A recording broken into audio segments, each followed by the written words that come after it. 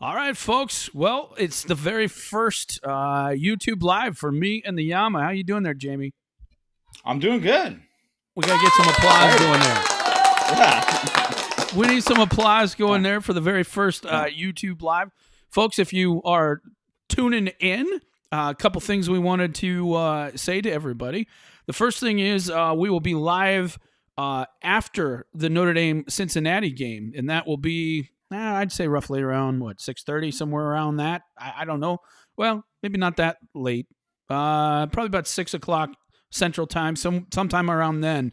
So if you're watching the game, you want to check out, we'll be live on YouTube Live. Jamie and I will be here answering your questions, and hope to have a whole lot of fun with this. This should be a really good time.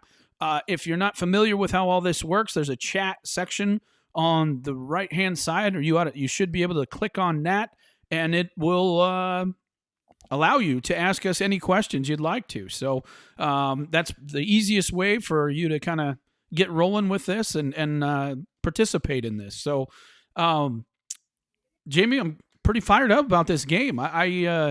The weather, it looks like it's going to be ugly, so I'm a little bit concerned about that. But when it all comes down to it, you got to play with whatever you're dealt, and that's what you got to do. And hopefully Notre Dame won't have any problems with the weather starting tomorrow. Yeah, I think I think it actually for both teams. Both teams are going to try to throw the ball a lot, no matter what the weather, right? And like we were just talking about in the podcast earlier in the week, the wind is going to be the big thing to watch, right? So if it rains a lot, you can get by and be fine with it. It's the wind that can really affect how things are, and maybe that affects Notre Dame throwing the deep ball. That's something to watch, but it also affects Cincinnati throwing the deep ball. Ritter's been great throwing the deep ball this year. It's made a big difference for their offense. Yeah. And I can't wait to see how this all unfolds, because I think Notre Dame's got a really good chance to make a statement, and can't wait to see if that happens. You have an opportunity, I think, to make a statement and tell people, hey, we're a lot better than people are giving us credit for. And if there's a time for the offensive line to show up, this is certainly that time. And hopefully that will help happen. Once again, we wanted to remind everybody, if you're just joining the show, you can click on the show and ask us whatever questions you want. We got some questions that are starting to pop in.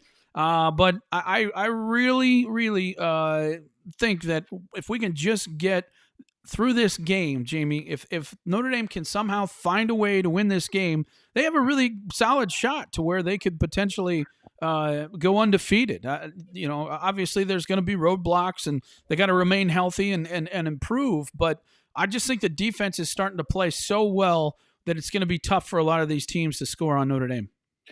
I think so too, and I think if you look at where things stand with the schedule, and obviously we've talked about prior to the season this 5 game stretch, right? And obviously this is game 2 of it, but three out of the next 4 are at home. So this is a home game. They obviously got you got the advantage there. You're going to have 2 night games at home with USC and North Carolina, and that'll be after the open week. But it's that Virginia Tech game, obviously, in Blacksburg.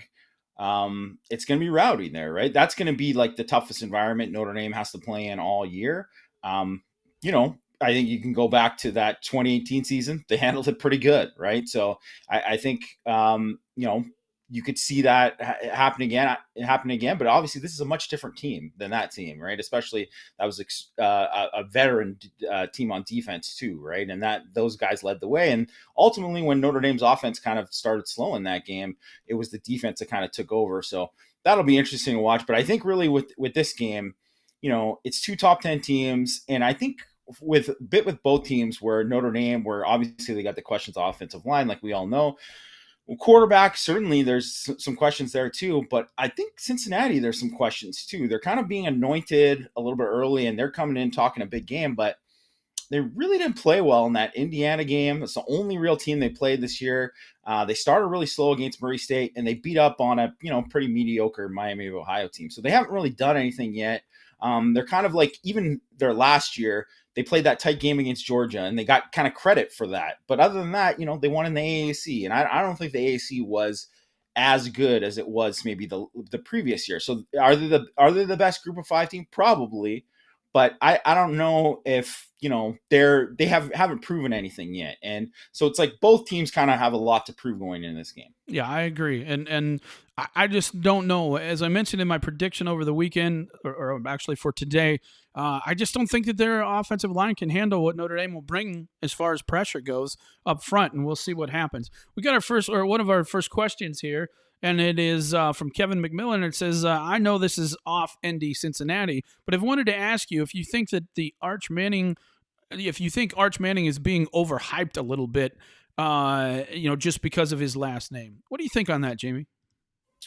I know. I think he's pretty good. I think he's pretty good. I would, I'd love to say that he wasn't, but I mean, if anything, he kind of looks like he's got, he's got the same kind of like physical traits that, Eli and Peyton in terms of the arm talent and all that. But I think he looks like a little bit a better athlete than they were. And not that they were terrible athletes, but they weren't guys that I think weren't you weren't scared of them running. And he's a guy who can, I think, at least move the sticks as an athlete. I think he's going to be pretty good. I don't know. I'm certainly like if Notre Dame was a contender for him, I don't think any Notre Dame fan would be questioning that because you just look at the film. The guy he brings in the film. He can make some big time throws. It'll be interesting. Do you think he'll be as good as Peyton or Eli in college? It's going to be tough to be as good as Peyton. That's what I'm thinking too. Yeah. Yeah. So when it really comes down to it, Peyton probably one of the best quarterbacks in SEC history. And that's the thing. Eli was number one pick, very good, obviously in college, but kind of overlooked because Peyton was just so good. Yeah. And really, if he could have beat Florida, it would have been, Heisman Trophy and all that kind of stuff too, right? So, and you could have said really that, because of the kind of the unique situation with Charles Woodson, probably could have won it that last year too. So, is he going to be like Heisman Trophy good? I don't know. It's tough. It depends where he goes. If he goes to Alabama, well, guess what? He's going to have a ton of stud receivers to throw to, so a lot's going to depend on where he goes, but he's going to have his pick really. All right. I agree. I think it'll be interesting to see what he does, but it's going to be really tough to get better and be better than Peyton Manning, no question. Once again, I wanted to mention, folks, if you have not signed up and subscribed for our YouTube channel, please do that. Down at the bottom, you can go down there and click on the subscribe button. You got to be logged in and have an account first, so that's important. You got to actually log in and make sure you have an account, and then you can subscribe, and then also you can participate in the chat and ask us questions. We got another question right now from Michael Hahn. We're going to put up here. It says this team has to be pissed off with all the Cincinnati love in the media, and then all the trash talk by Cincy players. They got to be ready emotionally. I think that's what Brian Kelly, that's going to be what he said all week, I would assume. And I think that's what's going to happen all, right before the game in the speech is, look, you guys went to, the playoff last year. You guys beat Clemson last year with obviously a great team. And you're being disrespected. And the only way to get that respect is to go out and take care of this. And I think you'll see that happen. I really do think you'll see that happen tomorrow. And I think this team will be ready to go. They'll be fired up and ready to play. Yeah, there's no doubt there's going to be, they're going to use that as motivation. Like, sure. I think anytime, they don't, it's actually works to against Cincinnati to be this, they can be as confident as they want, like internally, but to be this outwardly, I almost think, not that Notre Dame would take them for granted. Obviously they're, because they're a top 10 ranked team and all that. And obviously, that's where Marcus Freeman was from. And there's a lot there that's, and they watch the film. They know that they have a lot of talent. They got a lot of these NFL prospects on the roster. At the same time, it's a lot easier to get up for Clemson coming to town on a top 10 in a top 10 situation than it is for Cincinnati. But if Cincinnati's coming in, and we mentioned on the podcast earlier this week of talking about when Notre Dame went to Clemson and the Will Fuller, like, this is going to be savage, and it wasn't really that bad of a comment, but the Clemson guys took it personal and they used it. And all you need is one little thing to kind of like push them in that kind of direction. And you know that Notre Dame's players are going to use that kind of stuff to push them this week. Yeah. Can't wait to see it. I hate to, the one thing that I don't think people talk about, and probably because they got away with it last week, but I do think Kurt Hinish, not just the fact that he's a really good player, but his leadership out on the field. I'd like to have him in the game during crunch time. There's not much we can do about it right now, but that's kind of the situation, and it would be nice to have him. But I think having Michael Carmody back, that's going to help a little bit. No disrespect to Tosh Baker, and I'm sure Tosh Baker will play some because I'm not sure that Carmody will be in football shape to go the entire distance, but it'll be nice to have another option there at tackle. Because who knows who could possibly go down as well. So I just think that Notre Dame getting some of these players back, having Buckner back, I think is going to help too, especially in the run game. Some things that they can do, and so I'm really excited to see what this all unfolds, how it all unfolds. Well, I think too in the red zone is where I would look for maybe not just the packages for bringing Buckner in to kind of start a series, but that's where I would look for Buckner this week because. If Notre Dame can't execute better in the red zone in this week, that's going to cost them, right? That's what cost Indiana, right? So they're going to have to do whatever they can. And let's face it, if it's like, 3rd and goal at the 4-yard line and maybe they want, or at the 3-yard line and maybe they want to pass, well, maybe you want to have that option of having a Tyler Buckner in there, right? Because that you could call something and he might make a guy miss and do something because he's made a ton of guys miss already and he's barely had any carries, right? So I think that is what I would look out for with Tyler Buckner this week, in addition to what he's already been doing. Well, plus it makes you kind of plan for some things that you wouldn't have to if it was just Jack Cohn, just even the zone read, it's going to make defenses play a little more honest, especially defensive ends, and they're not going to be able to crash down so hard. If you're trying to run inside zone, they're not going to be able to crash down so hard on your running back. So hopefully that's what we'll see. All right, we got another question here. We're going to add it up here from Patrick Carter. Do you think the 3 consecutive night games, Virginia Tech, South Carolina, North Carolina, make you worried about how that will affect the players? Not so much for me. I actually think a lot of the players prefer night games. You just kind of get up and it's a buildup of emotion as the day goes on. I don't know. And let's be honest, the fans tend to get a little bit more rowdy at night. If you watch the night games, not just at Notre Dame, but everywhere, it seems like the atmosphere is just much more crazy. And I think players feed off of that. So while I personally hate waiting all day for night games, I think for the players themselves, it really helps them. Your thoughts, Jamie? Well, I think the fact that the only one of those games is on the road, right? And then that's the one where they have the open week after, right? So if that was they're coming back and then they got to get ready for USC the next week after, then I would say, yeah, that is something because, you're not getting back till 2-3 in the morning, whatever time at the morning that they're going to get home from Virginia Tech. And yeah, that makes a difference because in your preparation for next week and the conditioning you do on Sundays and all that kind of stuff. So yeah, that is going to be, now it's not going to be as big of a thing because they'll probably give them that Sunday off after, right? Or they'll tell them to come in late to watch the film on Sunday.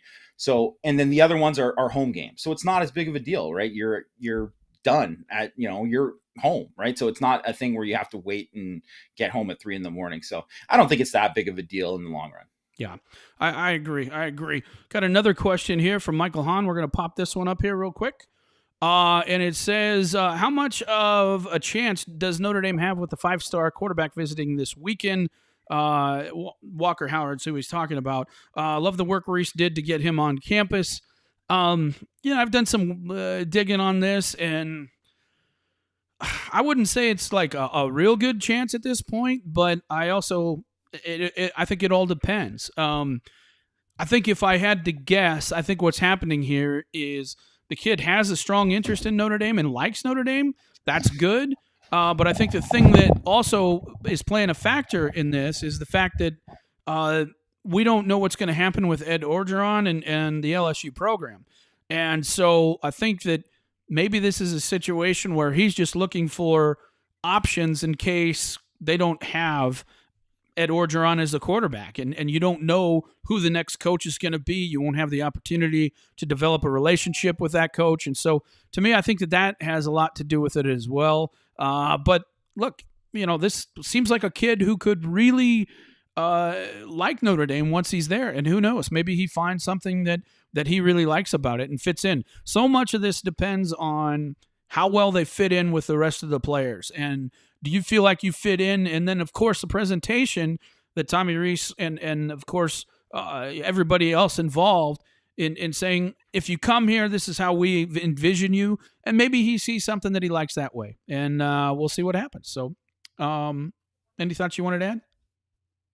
No, just that I think it's a good idea for them to kind of explore that, as long as Steve Angeli is comfortable with them doing it, and it's not something that's going to possibly hurt that relationship. Then I think it's a good idea to do it, because as we've discussed before, that they might be in a situation where they don't have enough quarterbacks in the quarterback room next year, right? So you never know what can happen with the transfer portal too. So prepare for it. And the other thing is, take as many shots as you can to try to hit and get that stud quarterback, because Howard has that kind of potential. And I mean, so if a guy like that wants to come for a visit, yeah, you roll out the red carpet. Well, you got to look at the situation at Ohio State. I mean, that's really what they've done. They brought in a bunch of 5-star guys. They're going to sit there and let them fight it out, and whichever one rises to the top, they're probably going to have a pretty darn good quarterback. And because of that, they're going to end up in a pretty good situation when it's all said and done. Let's see. We got another one here. We're going to pop this question up from Mike P. How much better do you think the O-line can play as the season progresses? Can they get to mediocre or no longer a weakness? What do you think there, Yama? I think it's hard to say, because when you're looking at where they are at this week and who they're playing this week, it's not a great matchup. It's probably one of the better defensive lines that they're going to play. In terms of edge rusher, Myjai Sanders is obviously a really good player, a talented guy. They're going to bring a ton of different pressures. It's going to be similar to Wisconsin in that way, except for I think they're maybe even a little bit more, maybe not exotic with the looks, but just will attack more with secondary and that kind of stuff too. So, it's like they can get better, but still not have that much success in this game. So it's kind of unfortunate, because they might get, say Carmony's back and say he plays, relatively well. Well, it might only look like baby steps, or they didn't play that great, or they only rush for 100 yards or barely break 100 yards or whatever. And then you're like, well, that's obviously not good enough. Well, it's not, but in this game, that might be something, right? So I think you have to look at it's like what I wrote about earlier this week is they don't have time to be patient, because they're playing these really good teams, and this is the hardest stretch of the season. At the same time, what it kind of calls for with, what the injury situation there, and, possibly like, is Kristofic going to maybe overtake C. Corral and all that? You maybe even need some patience, and you maybe won't get it figured out until that open week or after that bye week. But really, they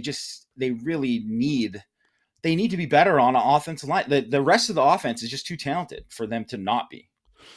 I think that they certainly can get better. What they need to get better at is running the football. If they get better running the football, you're going to see a lot different outcomes, I think. And I don't know what the odds of that happening are.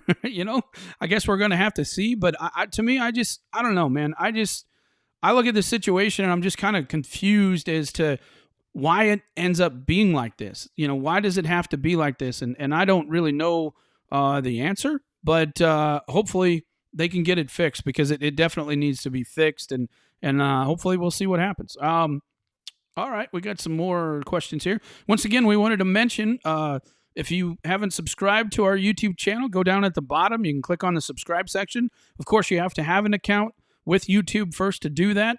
So sign up for an account if you don't. And the reason why, of course, is also if you sign up, then you can get involved in the chat. Once you're in the chat, you can ask us questions and we'll answer them for you. And it works out well. And also, once you're subscribed, it also alerts you to when we post new videos, and you can also get the videos as well. All right, let's see what we got here. Kevin Brady says, I usually love the 5 wide receivers and no back set, especially with this team. However, I think this week we may have to do more 2 tight ends and run Buckner a lot. What do you think on that? I don't think so. Yeah. I don't see that. It just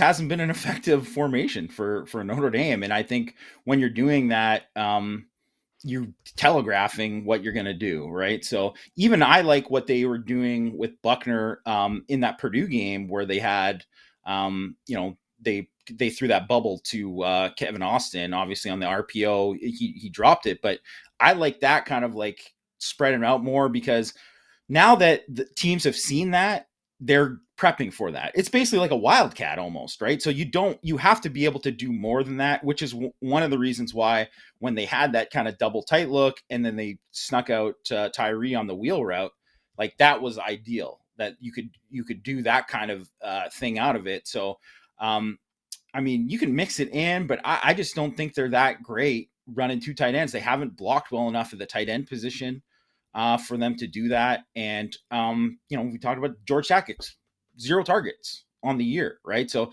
if you're putting Tactics out there, you're taking off Avery Davis, you're taking off Chris Tyree, like a second back or something like that. So I would like to see them kind of lower the amount, even in this game where I think they have to run the ball, whatever. But I don't think, they can't bully teams anymore. It's pretty obvious with the line. So they have to find other ways to run the ball. Run the ball fine, not with 2 tight ends, 12 formation. I don't think that's the way to go. The interesting thing too, Jamie, is when you don't put 2 tight ends in there, it spreads everybody out. And if you kind of we watch the film, we watch the replay of the team for each game, and where Notre Dame's having breakdown problems is when they're running scams and stunts and schemes and all kinds of different things at them, pressures, late pressures, things like that. And so if you take a lot of these bodies out of the mix, I think it'll be easier for Notre Dame's offensive line to kind of look and see, oh, okay, well, there's only 5 guys here, and, we know we can handle these guys. And so I think that's really what they need to do is if they take some of these guys out of the box, 1, you're going to probably have a better chance of running, certainly. But 2, it'll allow the offensive line. It seems like that's where they're struggling the most is just with all these pressures coming and blitzes, and they're struggling to pick it up and see it as easily as we can see it on the replay or whatever. Yeah, and I think one of the things with empty, when they're going, they are never truly 5 wides. They keep Mayer and Kyron out there, but when they're all spread out and they're in empty too, they've been very effective at it this year, right? Obviously, that last touchdown in the Wisconsin game was out of empty, right? And they checked to that, and they found that they saw that inside linebacker was going to blitz, and they threw the slant to Austin. It was boom touchdown, right? So I think with Cone and with Pine, if you get the ball out quick, you have a chance to get matchups there. And Notre Dame's just got so many athletes, win those matchups. You have to be able to find that. In this game, Cincinnati's got a really good secondary, but it's not like they have 1 Ahmad Gardner.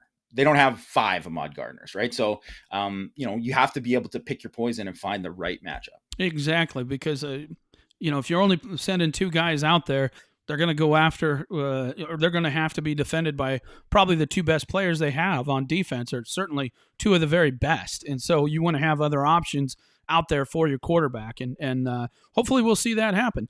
Okay, we got some more questions here. John says, thank Indy Nation for giving us a heads up about this show. Yeah, thanks for Indy Nation for posting that. Once again, if you haven't signed up and subscribed, please do. We appreciate that. Here's another one. I think this is a good question. Jared May says, any chance Baker or Carmody would slide inside at guard at this point in the season, or are they both more pure tackles? Well, first of all, I don't think Baker's going to play a whole lot, if at all. Brian Kelly kind of hinted to that at the last press conference. And to be honest with you, I think, or not Baker, Fisher, I'm sorry. So Baker, I don't think that with Tosh Baker, I don't think his game is suited for offensive guard. He reminds me a lot of Ronnie Stanley. He needs to start reacting faster, but he's not a dominant player. That's what you want as an offensive guard. He's not somebody who's a big physical, pound you inside type of guy. He's more of a use my length, use my athleticism to be an effective player. And I think that that's what he's best at. Carmody could certainly play guard, and I know he's bounced around a lot. He could possibly do that, but I think right now he's probably the best option they have at left tackle because Blake Fisher isn't available. What are your thoughts, Jamie? Yeah, and I think with this season, like Kelly said, Fisher, I don't know if we don't know if he's going to be back at all, right? Yeah. Like it's still up in the air. So if he's not back at all, I think Carmody has to play tackle. And that's where they're having the most problems right now is at tackle, right? That's especially in pass pro, right? So, right now Carmody, but in the future, definitely could see Carmody playing guard later on and being a heck of a guard. Yeah. It was interesting because we had this question earlier about where we see everything kind of unfolding next year. And that's an interesting question because we know that Blake Fisher is going to play left tackle. A lot of people say, well, could Joe Alt play left tackle? Well, I think Joe Alt certainly could. And he's probably easily as athletic, if not probably more athletic than Blake Fisher. But Blake Fisher knows that his future is left tackle in the NFL. And I think if you tried to move Blake, he'd probably be gone. He wants to develop as a left tackle for his NFL future. So I think what you'll probably see is Fisher on the left side and maybe Joe Alt on the right side. And then you're going to have a whole big mix of people like Carmody, Kristofic. I've heard obviously very good things about Rocco Spindler. Just talked to a guy yesterday talking about how they feel like Pat Coogan's going to be a really, really good offensive center for them. So Coogan will obviously be battling for the center spot with Zeke Correll. Coogan could potentially play guard. He's certainly big enough and thick enough. But they have some really good options for next year. It's just where do you all put them together? I just think Notre Dame will have a really good opportunity to be good next year. The main reason I feel that way, Jamie, is because they're better athletes. Who they're going to put on the field next year is going to be much better athletes and much more capable of handling a lot of the stuff that's happening. A lot of the problems Notre Dame's having right now is the guys are certainly trying hard. They're doing everything they can, but I just don't think they're athletic enough to face some of these better defenses that they've seen. Anything you want to add to that? Well, I think even if you look at it with a guy like Baker, who maybe he gets bumped out and he's not a starter next year at tackle, but if you look at him, should be an NFL player one day. And if that guy's your third tackle and he's got NFL potential, you're doing pretty good, right? You're doing pretty good. And I think, all these guys are going to be better for getting this experience now too. That's the other thing that is really big with it, right? And I mean, that's not comforting for right now, but also it's also for later this year because these guys aren't going to stay the same. I think we've already seen, even with Tosh Baker, having some struggles, he's gotten better, but it's just obviously not up to the level that you want it to be, but he's gotten better. And certainly not the level we've seen in the past, but people got to remember, if you watched Liam Eichenberg his first year, he had a lot of struggles as well. And a lot of these guys, Tommy Kramer, Robert Hainsey, a lot of those guys, the first couple games they played, they struggled. A lot of guys did. And if you remember, Jamie, they had to put a back out there to help. A lot of times they had to put a tight end over on a certain side to help as well. So every offensive lineman is going to have some growing pains. It's not something that you can just immediately you're really good at, unless you're a guy like Blake Fisher, who is just elite, talent and elite size. I mean, I think people look at Fisher and they think, he's like the most mobile guy in the world. It's not that he's the most mobile guy in the world. He's just so big, you can't get around him. And once he gets his hands on you, it's hard for you to maneuver. He's just naturally bull strong and just a big man. So, I think a lot of these guys, it's just going to take a little bit of time. All right, we got some more questions here. We'll pop this one on here. Who do you like for Carnell Tate and Sonny Styles? Uh, I mean, I think for Sonny Styles, I think Notre Dame leads. I really do. I think Notre Dame's going to be the team to beat in the end. But I think so much of that depends on what happens between now and then, the relationships that are built, and also the relationships that are built with Notre Dame's players. And I think that that's a big part of it. Um, as far as Carnell Tate goes, I think it's kind of up in the air. I think Carnell Tate likes certain players and wants to play with certain players. He's played with Dante Moore, seems to like him a lot. I think if Notre Dame were able to land Dante Moore, that would certainly help Notre Dame's chances of landing Carnell Tate. But we'll just have to see. I don't think that Tate's going to decide anytime soon, so I'm not sure. It's hard to say right now until guys are getting close and they're ready to make a decision where everybody, if to pick somewhere, because things change. All it takes is another visit somewhere. Maybe the guy finds his future wife there, and crazy things like that have happened on these visits. And so there's a lot, or his future best friend, or his favorite coach, or whatever the case may be. All right, got another question. Who do you think is a better prospect for Notre Dame, 2022 quarterback Howard or 2023 Dante Moore? I would say Dante Moore certainly has the more upside, in my opinion. I think they're pretty similar. I wouldn't say, I mean, I'd say because you already have a 2022 guy in the boat that, you would prefer to get a 2023 guy like Moore. I mean, certainly, it would help to get Howard to him. I've been an advocate of them taking two quarterbacks, but I would give probably Moore a slight edge. I think he's just a little bit more special traits than Howard, but it's close. Yeah. It's close to me. No, and I do think they are very, very close. I just think Dante Moore, with his running ability, has the opportunity. He's got a big arm. I think he can be a really good player. I do think that it's going to take him longer to be ready than it would Howard. And but hopefully they'll have time for that as well. So next question or comment from Michael again. If Cincy plays nickel, which I'd do if I were them, you have to be able to run it, or else it makes it that much harder to pass. Have to spread it with the three wide receivers to run it and do RPO. What do you think on that, Jamie?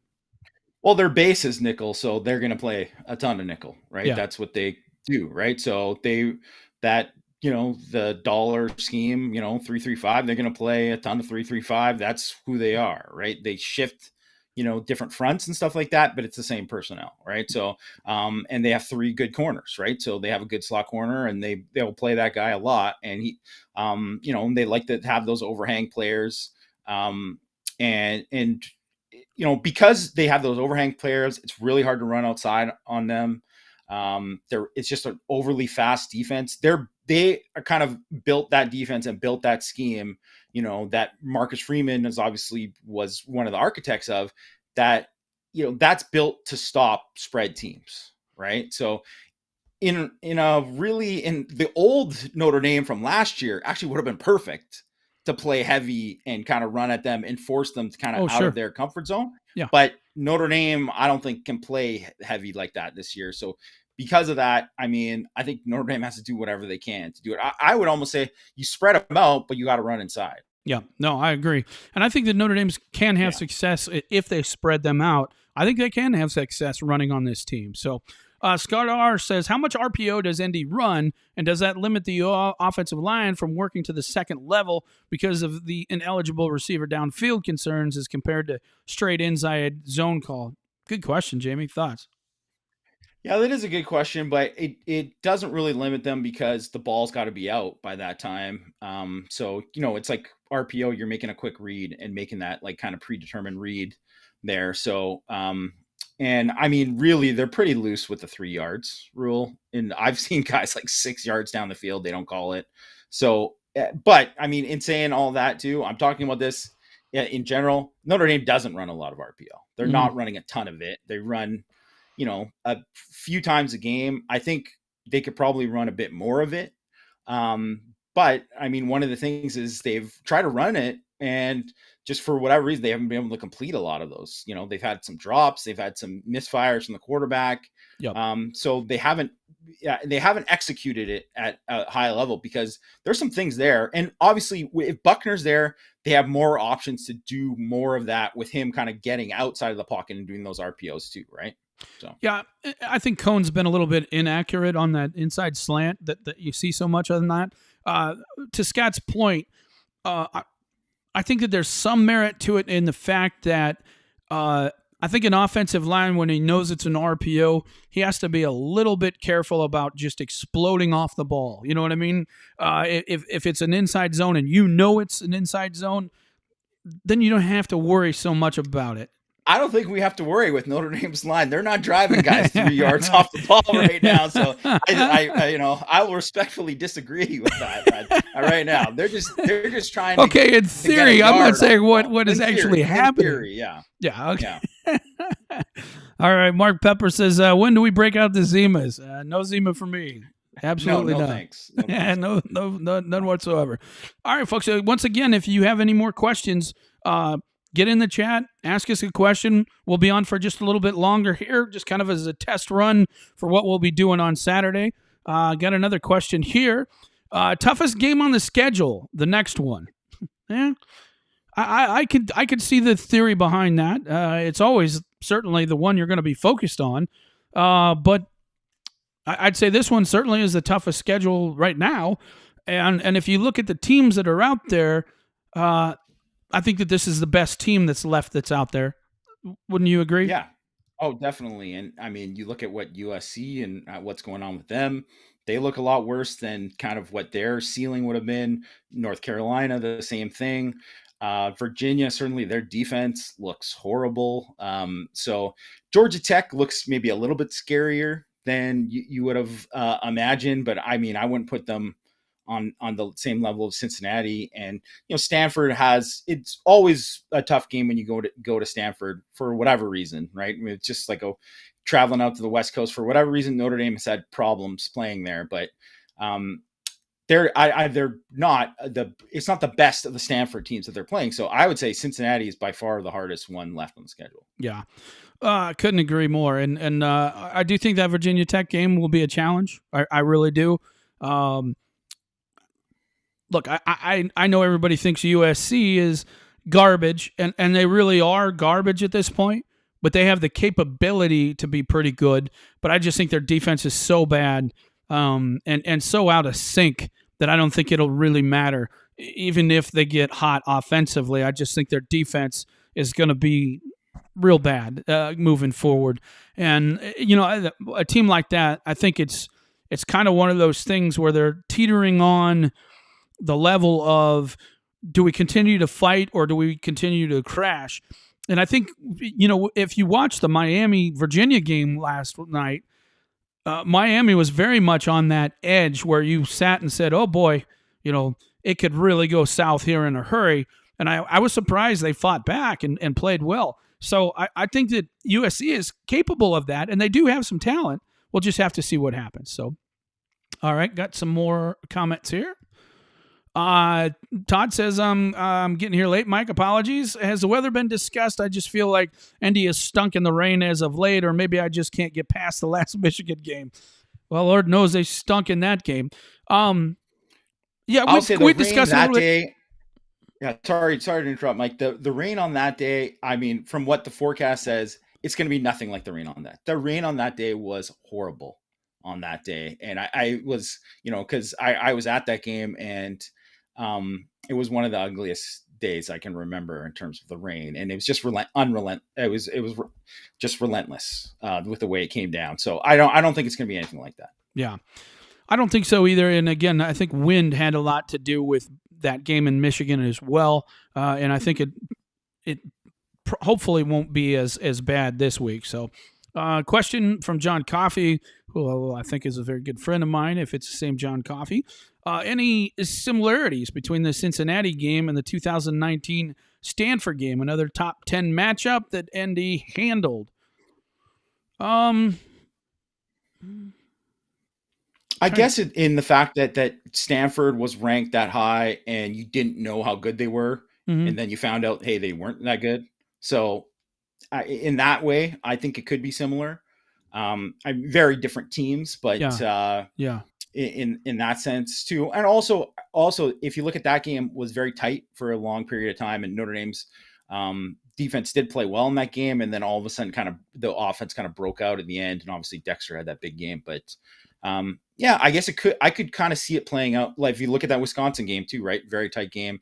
Notre Dame kind of broke out away at the end. So I could see it going the same way. Yeah. Yeah. I could too. I agree. Different teams too. What they do well, meaning Stanford and Cincinnati, completely different. So, and I think Notre Dame, it's weird because I think Notre Dame's strengths matched up well with Wisconsin last week, where this week I think Notre Dame's weaknesses, I think Cincinnati has some opportunities to kind of, I shouldn't say, Notre Dame's strengths on offense, I think, are match up well with Cincinnati. I mean, Cincinnati has great corners that can handle some of Notre Dame's skilled talent. I think they have the ability to pressure and do some things to make Notre Dame struggle a little bit in the passing game. And then, of course, I don't think that their run defense is near as good as what we would see from Wisconsin at all. So we'll just have to see what happens. All right, got another question here.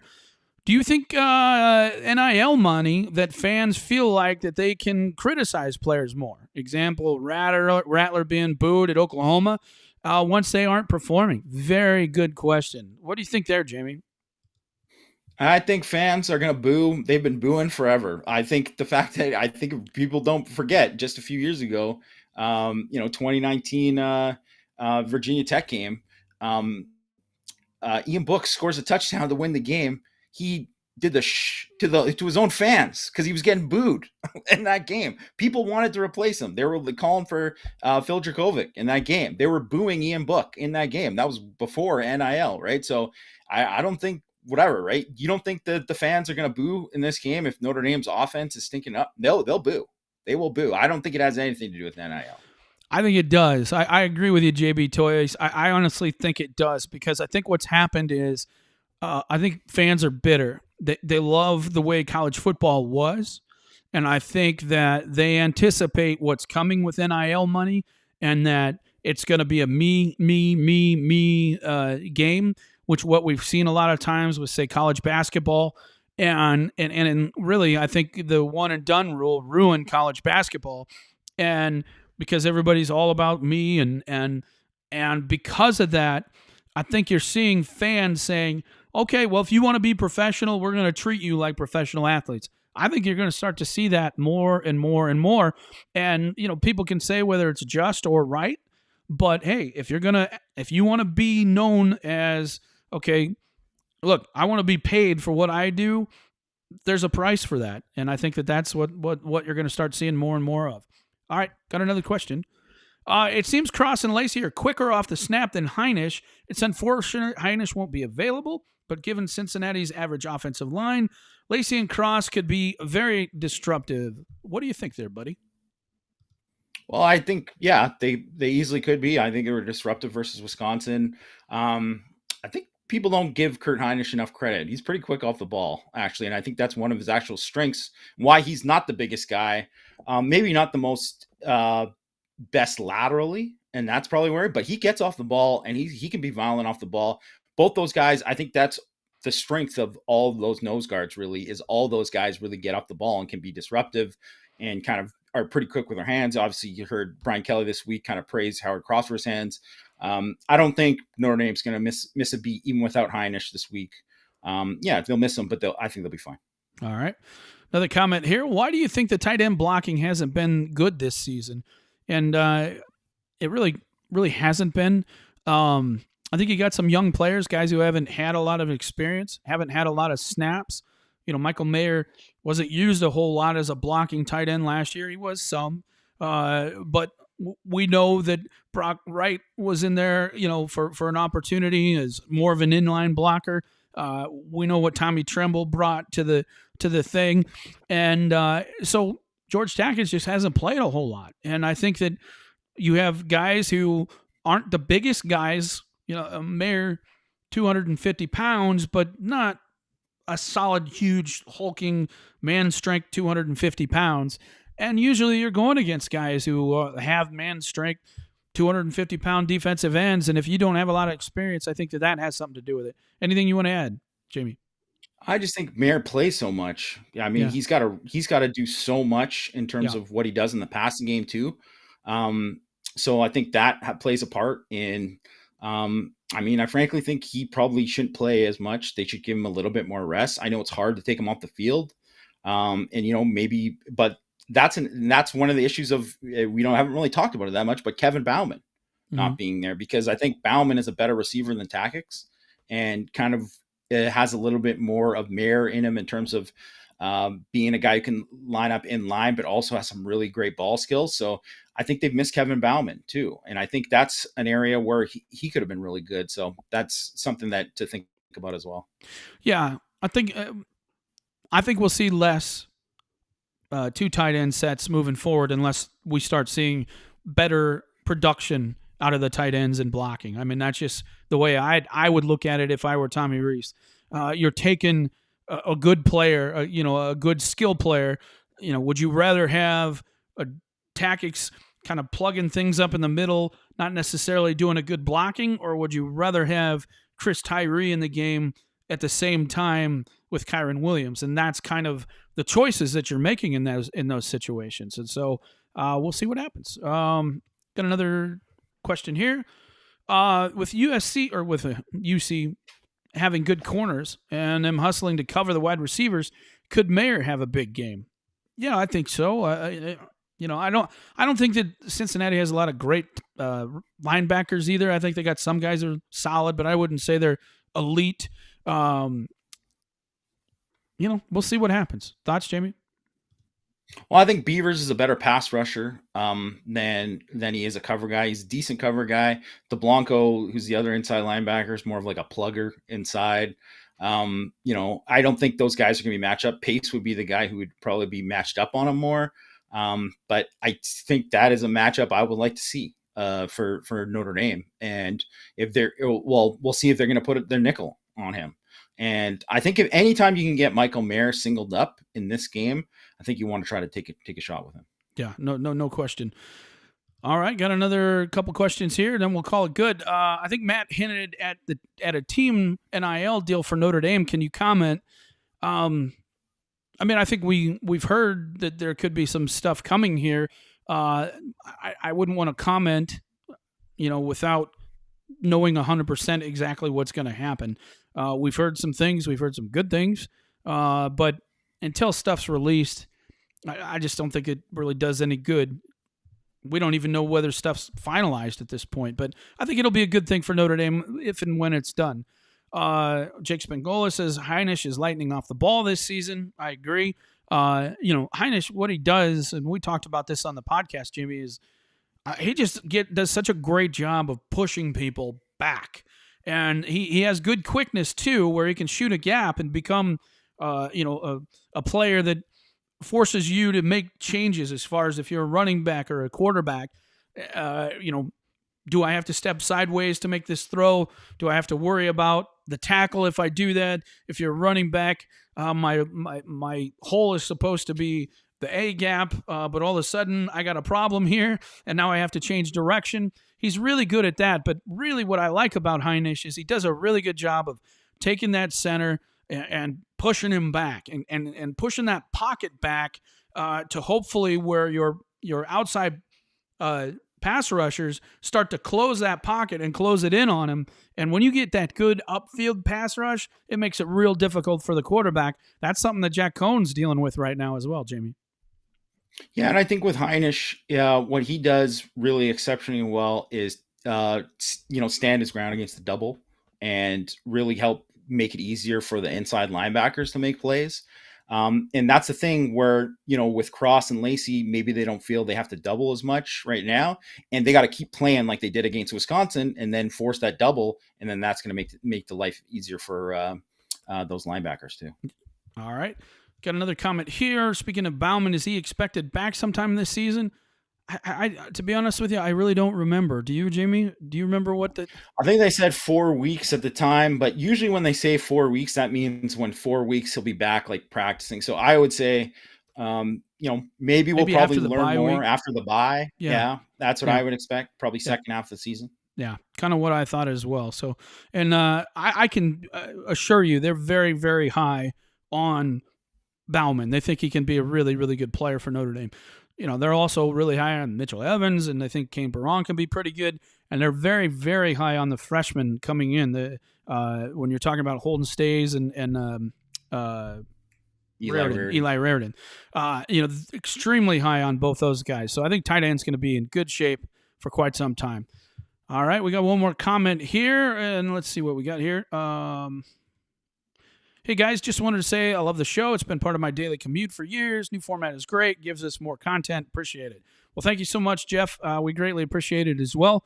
We hope everybody enjoyed the show. We weren't going to go real long today. It was mainly just a test to see whether the chat would work. If you followed me for a long time, I'm not the most technically advanced guy in the world, even though I've got all this recording gear behind me for music and stuff like that. But when it comes to the video and that kind of stuff, I'm just not very good at it. Probably because I have absolutely no interest in it, but now I have to do it for business purposes. So, but I'm glad everybody liked it. I look forward to tomorrow. Hopefully we'll have a win to talk about. Everything's going to be hopefully exciting. Potentially could even have a guest on tomorrow. We'll see what happens with that. I've been working on that. If so, it'd be a lot of fun if this particular person joins. So let's hope that happens. I know next week we'll have a guest for sure. I've already confirmed that. I'll get their thoughts on the game as well. So that's going to be it for the show. I hope you enjoyed the live. And if you haven't subscribed, make sure you subscribe to our YouTube channel, like it. Also, if you don't know about irishsportsdaily.com, go to the front page there. There's all kinds of free content. You can kind of read what we do and, see what we do. And if you like it, you can join, become a premium member as well. Thanks for being here. We greatly appreciate it and look forward to doing a whole lot more of these in the future. Peace out. We got to get a little applause, Jamie. That's for the Yama. I thought he did a good job. Yeah. Well, I appreciate it. Thanks, crowd. All right, guys. We'll talk to you tomorrow after the game.